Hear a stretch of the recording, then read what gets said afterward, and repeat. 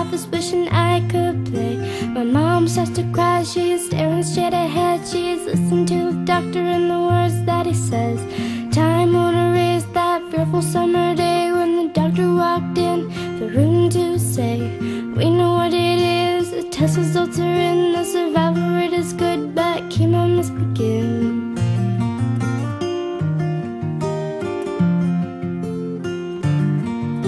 My family by my side, I pray to God each day. My first real experience with breast cancer would be 20 years ago, when a very close friend was diagnosed.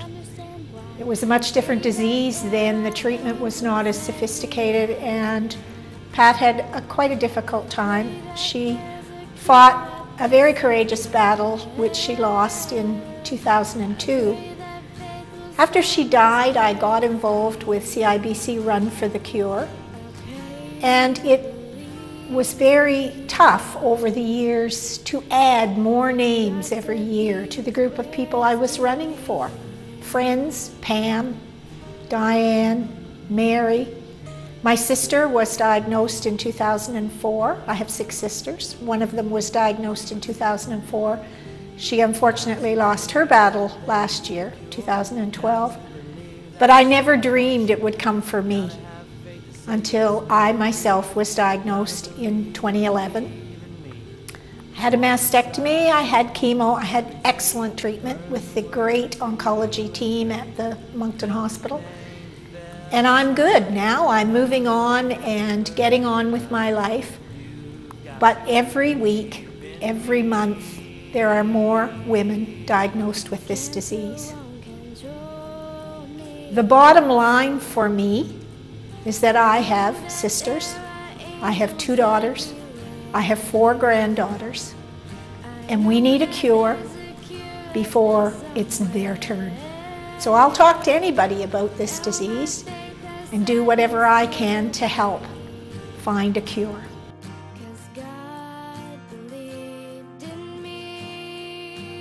When my aunt was diagnosed with breast cancer, I didn't even know what that was. In fact, no one really talked about it. When my mother was diagnosed in 1993, there was more awareness, but not nearly as much as there is today. Through the 10 years that my mother battled breast cancer, there were many highs and lows, but I've never been more inspired than how my mother handled the disease. Strangely, breast cancer did provide us with some gifts and some really great memories. I can remember going with my mother to try on some wigs and laughing hysterically as we tried on all the different styles and colors. We can make a difference. Each and every one of us has the ability to make a difference. By being here tonight, you're making a difference. Great strides are being made in breast cancer research with the money that's being raised.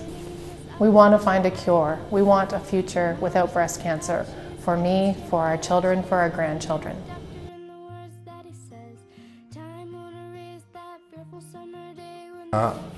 My wife and I attended a physician shortly after a mammogram, and we sat in her office, and the physician proceeded to tell Marlene that she had in fact breast cancer, and as a result of that, neither one of us heard anything for about 10 minutes, because the word cancer and the whole scenery and what we were about to face, we had no idea. And so I recommend for anybody who's going in to get that kind of a diagnosis, or the possibility of that diagnosis, take someone else with you who can listen and advise you, because so much is happening and it's coming at you so fast.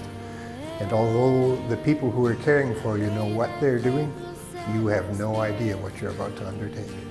Emotionally, it was a bit of a roller coaster. Obviously from that moment of shock, then the next thing they tell you is to appear at the hospital on a certain date for when they're going to tell you what sort of treatment you're about to receive, but nothing prepares you for that. We were scared, both of us.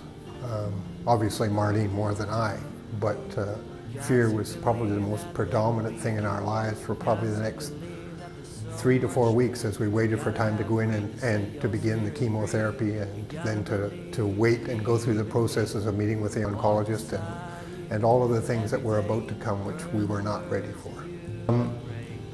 Marlene, when she went in for her diagnosis, and she will quote this to this very day, when she went into the diagnosis, the nurse who does the triage at the beginning of the chemotherapy said, she wrote down all of the things about Marlene. She knew nothing about Marlene, but she said, when she wrote down on the bottom of the entire interview, she wrote down, Marlene is in exceptionally physically good condition. At that time, Marlene had run 4 marathons, probably at least a half dozen half marathons and several 10 and 20K races. So they knew that she was physically in excellent, excellent health, but the ravages of the chemotherapy and things like that are pretty weighing on her. So she went through some pretty traumatic sessions. Through all of that, I think that Marlene's ability to stay strong was her inner attitude. She was not going to let cancer beat her.